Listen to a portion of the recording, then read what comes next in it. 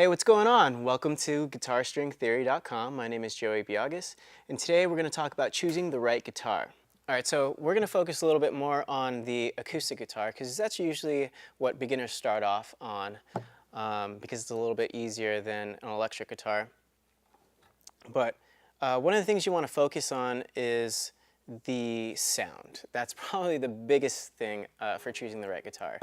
Something that you think sounds the best.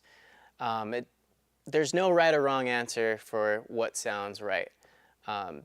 Obviously, more expensive guitars might have a nicer sound, but some not so expensive guitars may have a better sound. It's all on to your ears. But with that being said, some of the things that you need to take into consideration are the fretboard.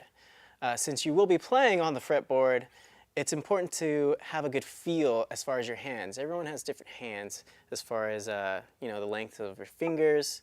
So you want to make sure that it feels good in your hands. And me particularly, I like to have a fairly thin neck on a fretboard. I don't want to feel like I have to wrap my hand entirely around it because maybe I don't have long fingers like I should, but that's what God gave me. So you just want to focus on that, being able to reach all the way around, because some people have smaller hands. So different brands make different sizes as far as their necks.